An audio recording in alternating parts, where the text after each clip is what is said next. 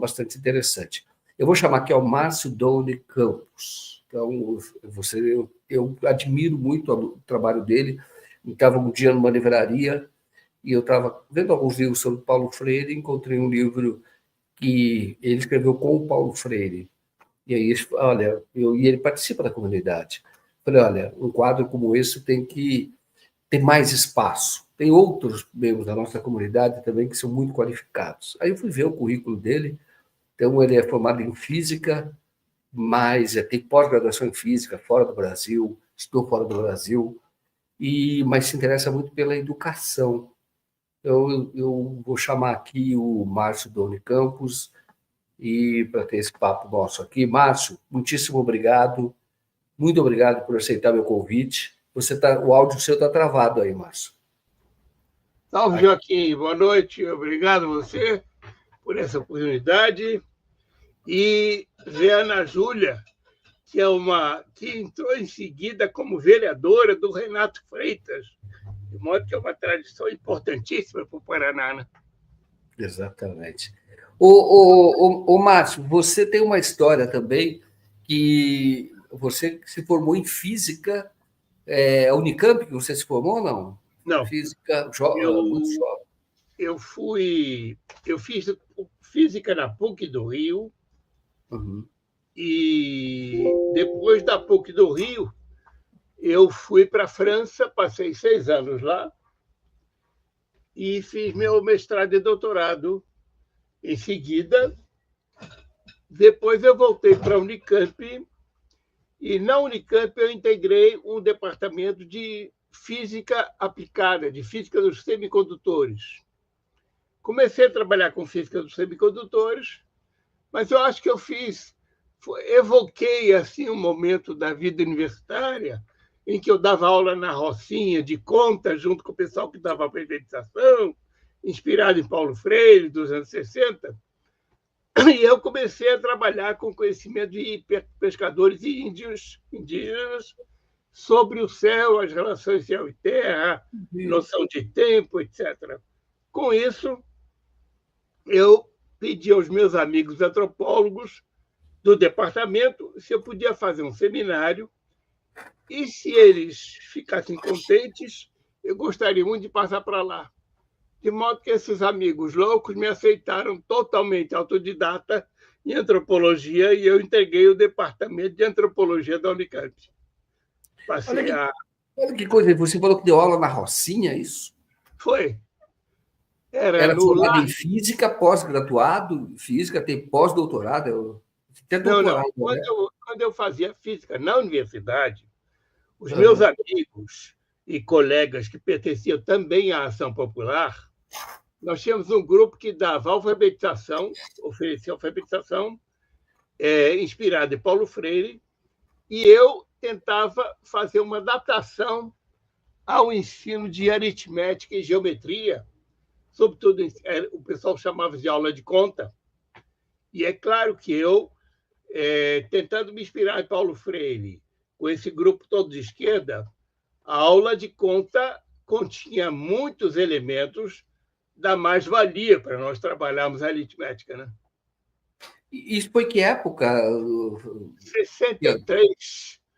66, é isso? 76, Não, 76? antes do golpe, 63. 63, foi antes do golpe. E depois do golpe, vocês continuaram ou não teve mais coisa? Não teve jeito. Praticamente foi simultâneo a primeiro curso que ele forneceu no Rio Grande do Norte, não foi? Que ele coordenou no Rio Grande do Norte. Foi simultâneo. Na PUC, nessa época, eu, infelizmente, o vi de longe, nós só tornamos amigos. Angicos, é isso. Depois de 80, mas a experiência de Angicos é famosíssima, né? Onde ele alfabetizou em cerca de 40 horas um grupo nessa região de Angicos. E vocês alfabetizaram quantos? Quase que simultaneamente, ou um pouco depois, talvez, é isso? Foi, 63, por aí. Esse grupo trabalhava lá, nós dávamos aula no Lago do Aedeiro. Hoje você vê imagens de prédios, etc. Mas nós dávamos aula num barracão de telhado de zinco, com classe multisseriada, entre 12 e 60 anos, à noite. Eu me lembro que eu dava aula às sextas-feiras à noite. Sexta-feira, professor. E essa aula lá, e vocês tinham a coordenação do Paulo Freire ou não? Tinha a Não, presença do Freire? tínhamos Não. a inspiração nele, acompanhamento de tudo que fazia. A Universidade do Recife fornecia muito material, não é? Tinha uma revista, inclusive Estudos Universitários, que publicou, fez um dossiê muito importante sobre o Paulo Freire, o método, etc.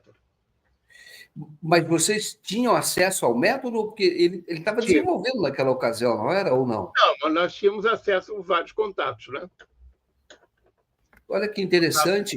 O pessoal E você chegou, aí você tinha, aqui, olha, deixa eu colocar mais, aproximar essa foto, que essa é uma foto sua com o Paulo Freire, né? Isso foi no aniversário da Anita Freire, não é? De 60 anos, da chácara que era da Anita e o ex-marido, ficou com ela ficou viúva. Depois Paulo Freire e Anita se casaram. Essa chácara fica em Itapevi, que é na redondeza, na vizinhança de São Paulo. Isso. Nós íamos nos reunir muito lá. Eu morava em Campinas nessa época, já trabalhava na Unicamp, e volta e meia, sobretudo aos domingos, eu chegava com uma picanha em punho para a gente fazer churrasco e conversar. Que coisa fantástica! Isso também, isso foi, já era anistia, né? Foi depois, é isso? Isso já foi depois da volta do Paulo, do exílio, né? Uhum. E depois dos anos 80. Isso aqui está escrito aqui embaixo, 95, né? Foram 60 anos da Anita. Por sinal, há pouco tempo eu fui a São Paulo, fiz questão de ir a São Paulo, eu moro no Rio, né? E para ir ao jantar da Anita pelos seus 90 anos. Com um prazer enorme tive com ela, estava lá Erundina e muita gente boa de educação. E eu estou falando isso eu estou falando de 95, você disse que você era jovem, tipo, que idade você tinha quando deu aula na Rocinha? Era menino. Eu devia até uns 20 anos, por aí. Nossa, que coisa. E aí, para eu entender nesse período, que era um período que as pessoas têm que entender como era o Brasil antes de 64, né? O Brasil era um Brasil grande, o Brasil assim, com aquele o nacional desenvolvimentismo, com grandes propostas, e acho que o Paulo Freire, essa proposta de vocês, não é só do Paulo Freire, você é simultâneo, você estava aplicando a mesma coisa lá no Rio de Janeiro, não em Angicos. Potencial de se reunir extraordinário que, depois do golpe, tudo isso voltou, as pessoas começaram, veio o computador, as pessoas diante da tela, mas lá nós tínhamos grupos extraordinários, e eu, por exemplo, eu atuava muito pelo lado cultural, eu me lembro que na Unicamp eu cuidava do cineclube e, à noite, eu organizava, junto com o cineasta Davi Neves, saudoso, um curso de cinema nas quartas-feiras. Era fascinante isso, porque o curso de cinema tinha os alunos inscritos e o cinema novo vinha em peso ao curso de cinema. Depois nós tínhamos uma sala cheia, com gente de cinema. Eu tenho até uma história maravilhosa aqui, se quiser eu conto para a gente ilustrar um pouco mais. Claro. Que uma das aulas, eu chamei o fulano extraordinário, que foi o fundador da Cinemateca de São Paulo, que foi Paulo Emílio Salles Gomes. Uhum. E o Paulo Emílio, eu pedi a ele que fizesse uma aula sobre a evolução histórica, artística e industrial do cinema. Brilhante. Só que ele veio para lá, para casa, a gente jantou antes de ir para o curso, e eu mostrei a ele um artigo do Glauber Rocha, na revista Movimento da Uni, naquela época, em que ele defendia aquela coisa de uma câmera na mão e a revolução no dia seguinte. Tudo bem, mas a elaboração estética do Glauber ultrapassava esse lado meio panfletário com que ele defendia isso. Não é? Pois bem, nós fomos para lá. Por sinal, chegou a Regina Rosenburgo, Leclerc, que era uma atriz de cinema também. Fomos para o curso E eu me sentei ouvindo Paulo Emílio, apresentei Paulo Emílio. De repente, senta do meu lado o Glauber. O Paulo Emílio sempre foi um fulano brilhantíssimo. Você não queira saber. O Paulo Emílio leu esse artigo do Glauber, concordou comigo na crítica e deu a aula dele toda nas entrelinhas da fala, dissecando o artigo do Glauber. Olha, o Glauber, que já é inquieto, ele não se continha na cadeira, acabou a palestra e partiu para cima do Paulo Emílio verbalmente, mas foi uma discussão violenta, verbal, porque o Paulo Emílio dissecou o artigo sem fugir do tema que eu contratei. Isso, olha, eu nunca me esqueço dessa cena. Quando foi isso? Foi em 63, no curso de cinema. 63, na mesma época, 60 aí? É, foi. O curso de cinema é de 63. E nós, além disso, eu cuidava um pouco, eu sempre gostei muito de jazz, das jam sessions no ginásio da PUC. Deixa eu perguntar uma coisa para você. Quando vocês, em 63, fizeram esse curso de alfabetização na Rocinha, qual foi o resultado? Alfabetizaram muitas pessoas? Olha, sim, bastante gente, mas era uma situação precária, né? Um barracão de zinco com multisseriado, etc. Mas algumas pessoas não alfabetizamos. Agora, eu não tenho ideia, eu não tenho levantamento disso. Entende? Não fizeram um estudo sobre isso? Seria interessante saber aquelas pessoas que participaram. Depois veio o golpe, né? Aí dispersou tudo. Porque aliás, eu vivia num apartamento no Rio com meu primo, Rogério Dolne Lustosa, vulgo Bigode, que saiu no terceiro ano, eu fazia física, ele fazia engenharia civil, para a clandestinidade. Primeiro foi trabalhar na Cecita, depois saiu para a clandestinidade. Aí acabou sendo preso numa casebre lá na Amazônia, ficou 10 anos preso. Depois virou um tremendo teórico do PCdoB, participava daquelas emissões de televisão, quase que substituindo João Amazonas, né? E o Rogério simplesmente foi preso quando um advogado de defesa oficial começou a defendê-lo. Ele mandou o cara calar a boca e fez um discurso ideológico e voltou para a prisão. Ô, Márcio, que vida rica que você tem, viu? Você está contando de todas essas histórias, todas essas convivências. Você também tem laços familiares com o Rogério Cerqueira Leite, né? Que faleceu. Rogério, meu co-sogro, como ele diz. Co-sogro. O seu filho, Não, porque simplesmente eu sou o sogro do filho dele, ele é sogro da minha filha, né? Uhum. E vocês foram colegas de Unicamp? Não?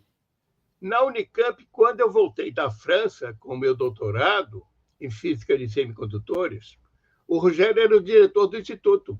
Eu me lembro perfeitamente de ter chegado na sala da diretoria e o primeiro encontro com ele para assumir o meu segundo emprego, que eu tive um emprego na França também, no CNRS. Uhum. O segundo emprego com ele foi uma maravilha, o primeiro contato e assim por diante, né? Depois ficamos muito amigos com os laços familiares também.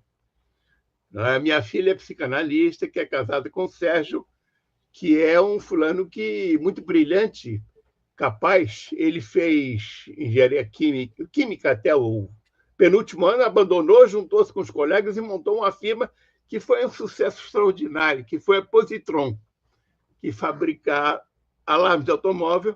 Depois vendeu a firma para o Canadá e hoje em dia ele é diletante em algumas coisas.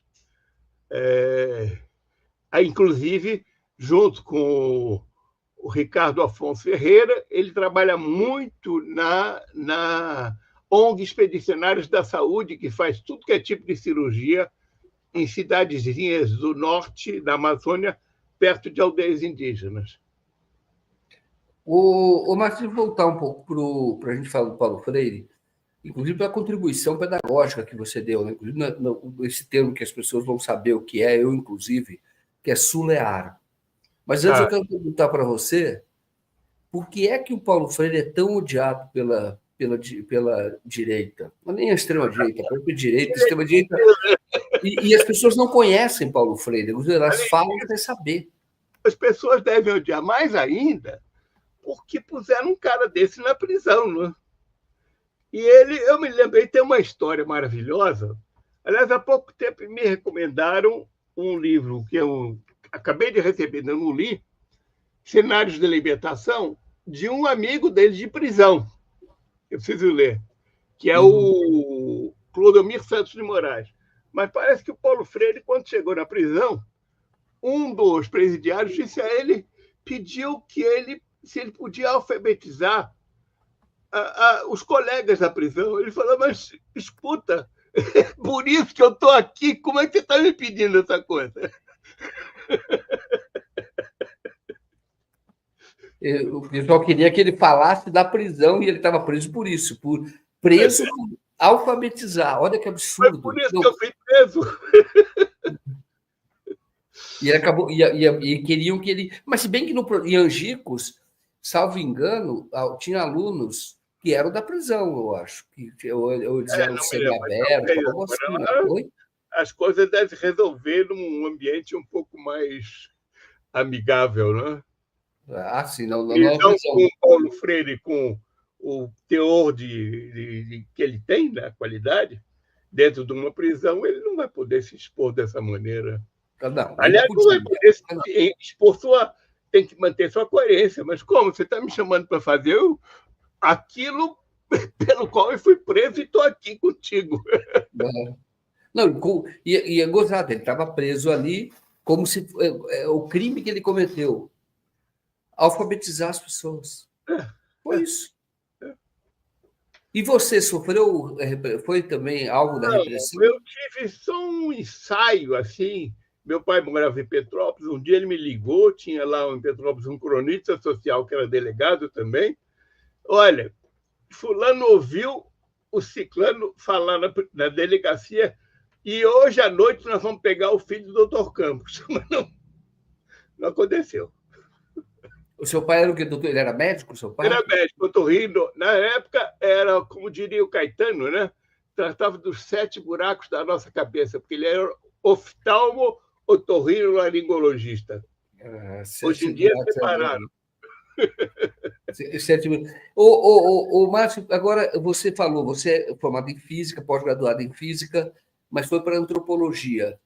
Onde é que, como que a física foi importante para você estudar as civilizações, estudar o homem, estudar o homem no seu tempo cultural? Extremamente importante. Eu passei para a antropologia porque eu começava a trabalhar com indígenas e pescadores sobre o conhecimento deles sobre o céu e a marcação de tempo, etc, etc. Então, eu trabalhei muito com espaço e tempo, não é?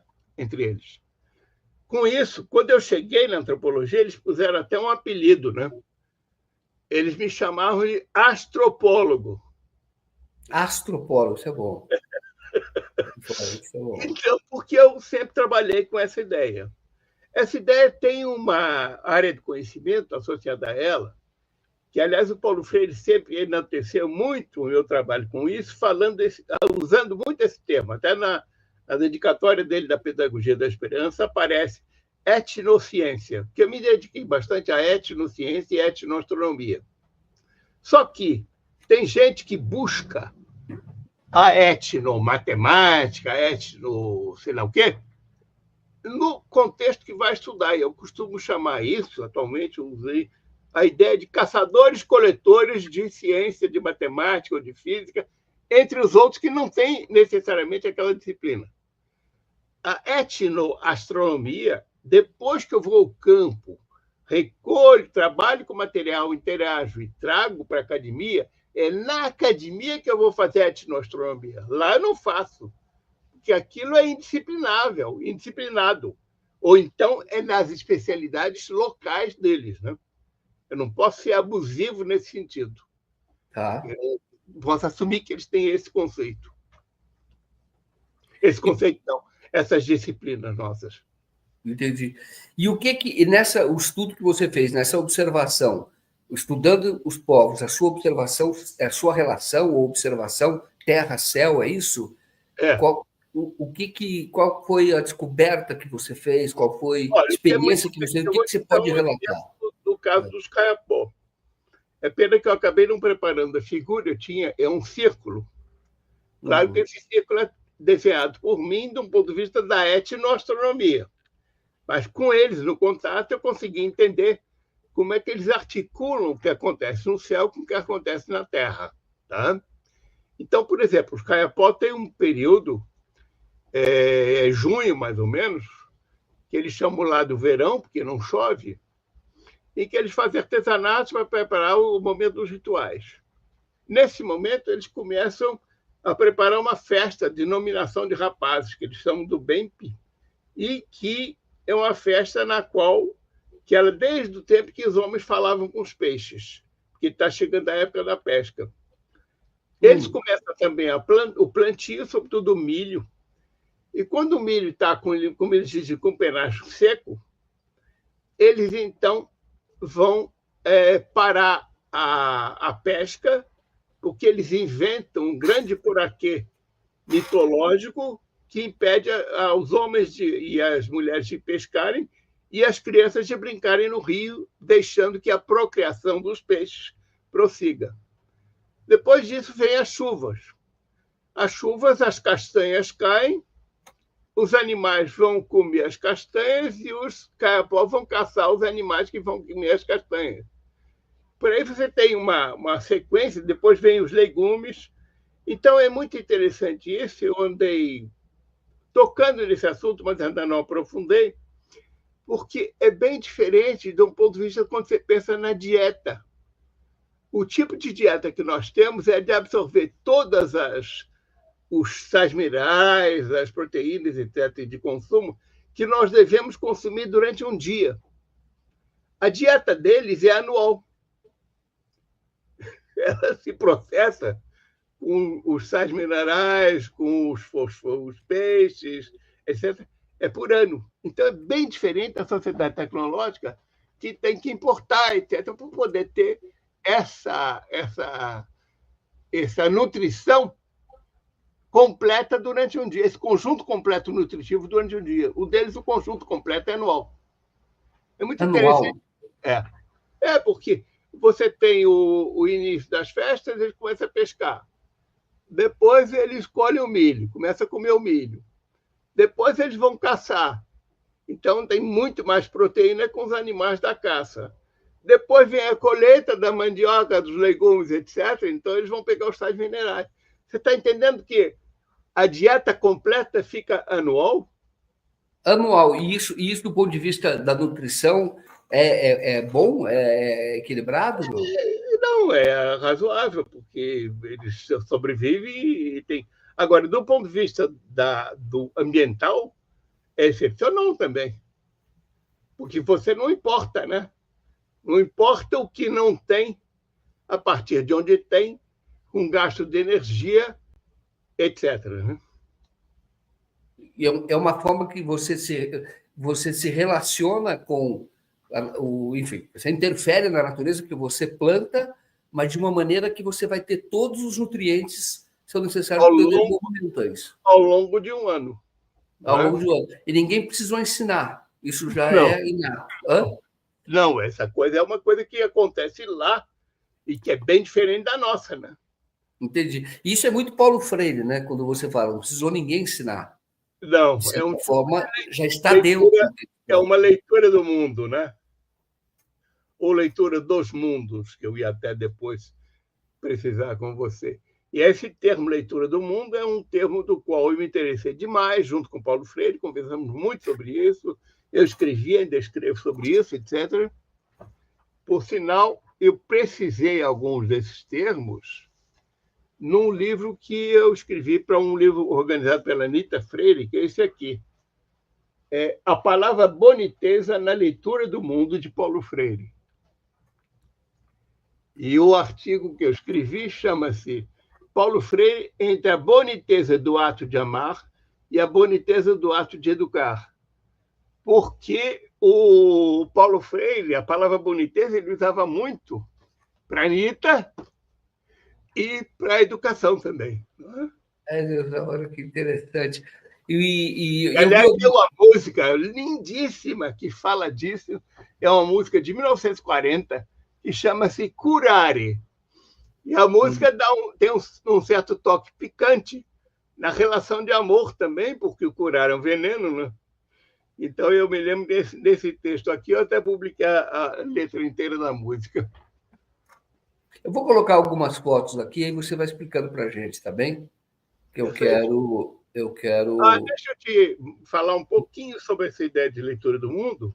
Uhum. E, além da leitura do mundo, quer dizer, o Paulo Freire insistiu sempre nisso, e a gente trabalhou isso, que a criança, antes de chegar à escola, já leu o mundo. Isso. Ela sabe pedir desde que nasce, né? Ela sabe com quem está lidando, etc. Quando ela chega na escola, ela adquire a escrita e a contar, a numeração, então ela implementa essa leitura do mundo, mas ai do professor que não considerar que ela já leu o mundo, que há muitos professores que não consideram isso, né? Então, isso é fundamental.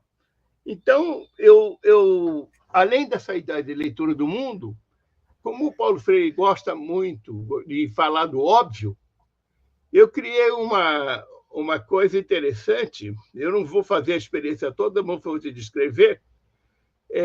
Quando você pega um copo, esse copo, por exemplo, eu passo o dedo aqui, a maior parte das pessoas a quem eu pergunto que figura eu estou percorrendo, respondem que eu estou percorrendo um círculo.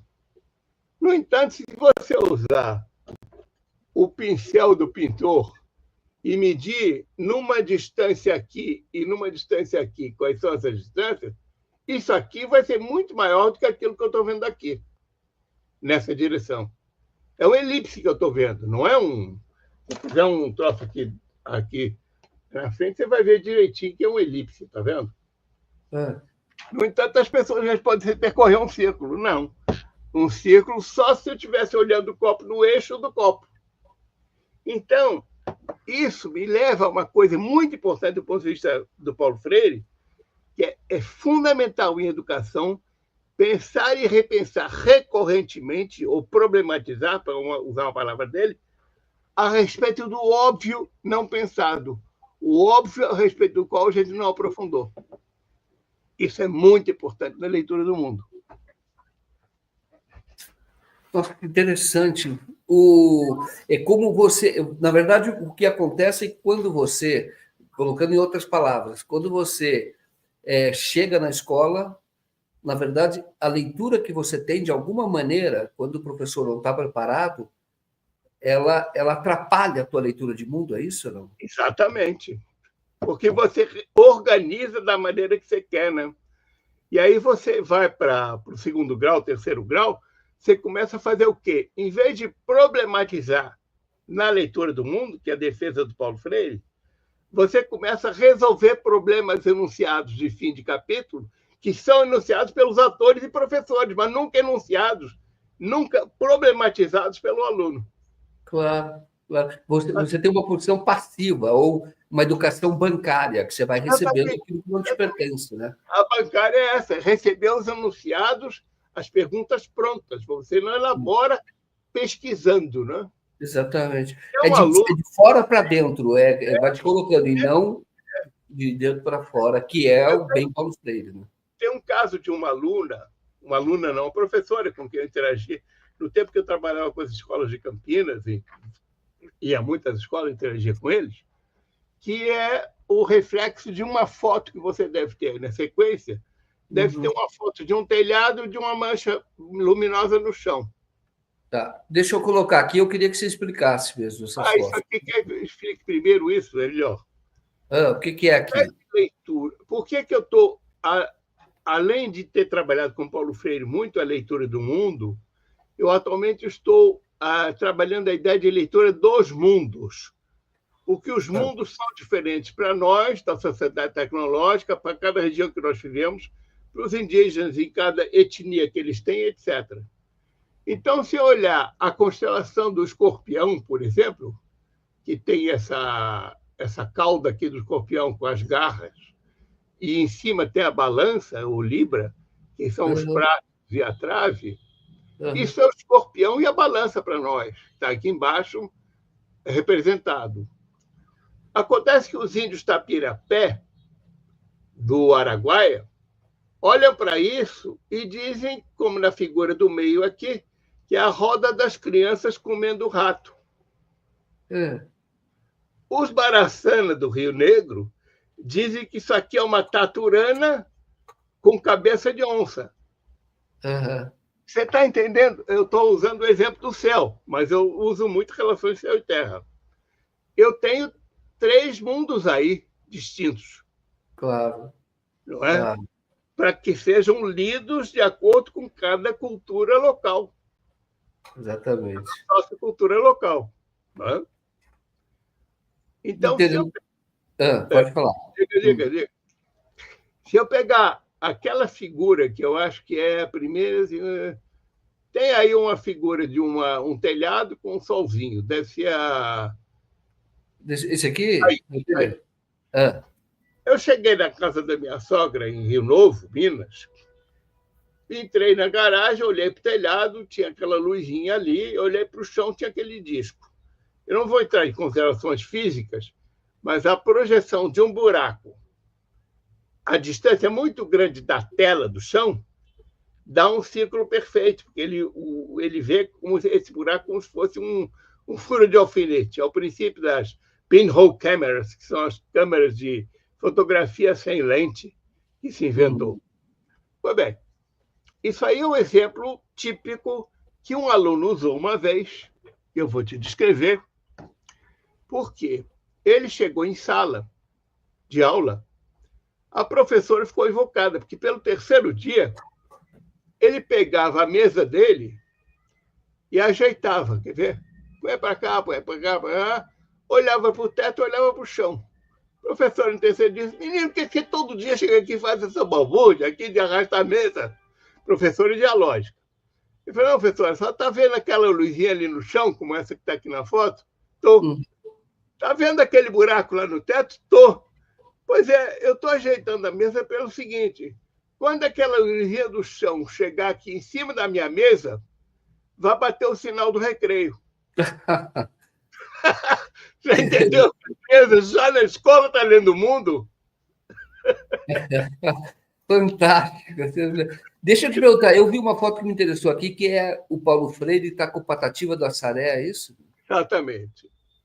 Isso aí foi uma mesa redonda que nós organizamos no BNDES e foi uma semana inteira junto com o meu dileto amigo e saudoso Darrell Posey, com quem eu trabalhei sobre os Caiapó, e eu cuidei dessa mesa sobre educação ambiental. E eu chamei o Patativa e o Paulo Freire, entre outros, para expor sobre educação ambiental. Patativa expôs as suas poesias e trouxe esse maravilhoso Valdec de Garanhuns, que é um cara ótimo, trabalha com teatro de Masmulengo, que na viola acompanhava o Patativa declamando. Ele tem poesias geniais, precisa buscar por aí na internet, tem. E aí, no estacionamento do BNDES, estavam os 3 conversando, né? Aproveitei para tirar essa foto. Depois eles foram para a mesa redonda, que foi essa aqui. Entre outros, chegou um visitante de manhã na sala de espera, que eu fiquei muito sem graça, porque ele não tinha sido convidado. É aquele que fica da esquerda para a direita, é o segundo ali. Nada mais, nada menos que o Lutzenberger, que foi ministro do Meio Ambiente. Sim, sim. Então, foi uma mesa redonda de educação ambiental extraordinária. E esse... O Lutzenberger é esse aqui, é isso, não? É esse aqui, exatamente. Exatamente. Você é esse aqui. No meio, é. É do meio, Paulo Freire. Eu digo o seguinte, essa foto era encontro de gênios, né? O Patativa do Assaré, não é isso? E Paulo Freire. Não, foi um prazer extraordinário organizar essa mesa redonda. E aí o Patativa dizia de lá, não, mas você está do lado do professor, o Patativa, o professor está com orgulho danado de ter você do lado dele. Ô, Márcio, que pena que isso aqui nós estamos acabando com o tempo. Eu vou ter que convidar você de novo para a gente continuar esse bate-papo. Mas mata a minha curiosidade. Quando nós estamos falando em sul global, Todo mundo fala sul global, sul global, sul global. Qual a relação entre sul global e sulear, que foi um termo que você criou? Se é que tem essa relação. Pois é, o sulear eu criei com duas vertentes. A primeira que me incomodou mais é a maneira como as pobres criancinhas são ensinadas sobre os pontos cardeais nas escolas do Brasil. A regra que eles ensinam é a regra prática do norte. Botar a mão direita para o nascente e na frente você tem o norte. Eu inverti isso, botei a mão esquerda para o nascente, porque na frente você tem o Cruzeiro do Sul. E o outro aspecto do sulear é o aspecto geopolítico, que está relacionado com a discussão entre colonialidade e decolonialidade, com a qual um grande amigo meu, que é a Madalena, minha esposa, costuma chamar de meu irmão, mexicano, vem aqui de vez em quando ele vem ao Brasil, e fica uma semana, pelo menos, aqui em casa. Ele disse, não, a gente tem que começar a lutar contra isso, não que queira opor o norte e o sul, porque no sul nós temos que nos sulear, mas nós temos que ser anticoloniais. Vamos trabalhar mais essa ideia de anticolonialismo, sendo o colonialismo um termo já historicamente abolido, mas abolido entre aspas, porque a colonialidade continua arraigada aqui no peito, como eu costumo simbolizar. Tá? Então, tem esses dois lados, e a ideia do sulear é um sulear que pode ter sentido mesmo no hemisfério norte. Se eu pegar o exemplo histórico da Guerra da Secessão entre o Norte e o Sul dos Estados Unidos e o exemplo atual da relação de fronteira entre os Estados Unidos e o México. E o Trump está ferrado, os americanos estão ferrados se o Trump quiser expulsar os imigrantes ilegais ou mesmo legais, porque eles não vão ter mais mão de obra barata para tarefas mais baratas num sentido social até. E o sulear é que é uma forma de afirmação daquilo que é do sul do mundo, é isso não? Não podemos nos nortear no sul, que nós somos do sul. Então, quando eu corrijo esse ensino dos pontos cardeais com a mão direita para o nascente, não é o nortear do norte, é o sulear. Tá? Esse é o nortear, porque se você não se norteia, você põe a direita para o nascente do sol e à noite você está olhando a estrela polar, que está debaixo do horizonte para nós. Aí basta fazer isso e tem um sul. Acontece que aqui você se suleia pelo Cruzeiro do Sul. Então, a regra prática tem que, pelo menos, inverter a mão aqui, né? E passar a ser uma regra prática daqui. Os livros escrevem essa regra prática do norte. Aí as pessoas vão para Nova York e ficam desesperadas. Eu não me entendo nada daquelas ruas. Bom, ninguém foi bem educado do ponto de vista espacial aqui no Sul, né? Agora, você falou do global. O global são outros 500, porque nós teríamos o global, desde os anos 70, por aí, inclui a China, que está no norte. Né? Agora, a Austrália, que faz parte do mundo desenvolvido, digamos, tem uma produção gráfica extraordinária de mapas invertidos, que eles chamam dos upside down maps. Agora, o mapa é invertido, mas o texto também é. Essa coisa do texto é complicada, né? Quando você cola um texto no mapa, ele ganha um em cima e embaixo. Claro. Claro. E no caso que eu falo da questão política, quando você tem, da Austrália, ela não, embora esteja no sul, no hemisfério sul, que você pode dizer, ela é ocidente, e no sentido de que seria nesse sentido norte, né? Norte global. Norte global, exatamente. Claro.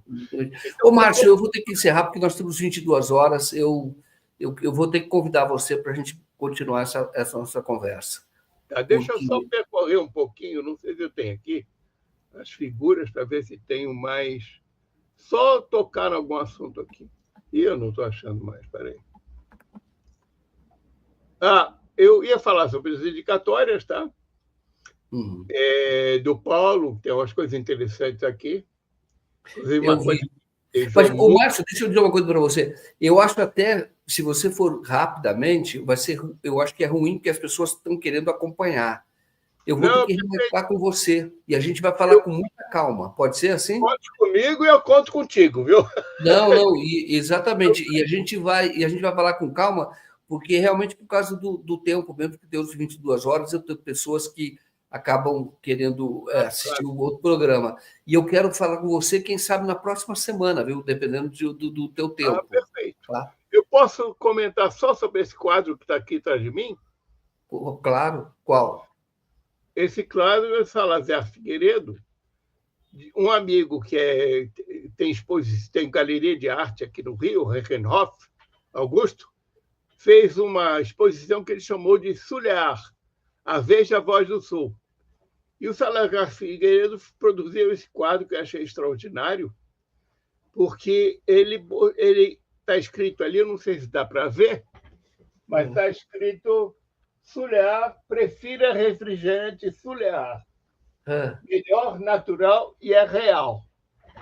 E ao lado do refrigerante Sulear, que ele colocou aqui na garrafa preta, ele botou um fantasma.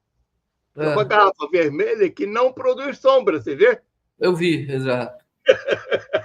Eu achei extraordinário isso aí. Depois a gente comenta mais sobre isso. Ótimo. Márcio, obrigado e até breve, viu? Quero ver se a gente, semana que vem a gente continua esse Conte papo. comigo, Tá, eu vou estar falando contigo de Minas. Tá bom. Muito bom, Márcio. Então, um abraço para você, boa noite para você, boa noite para todos. Um abração, então. Valeu, até mais, Márcio. Até mais.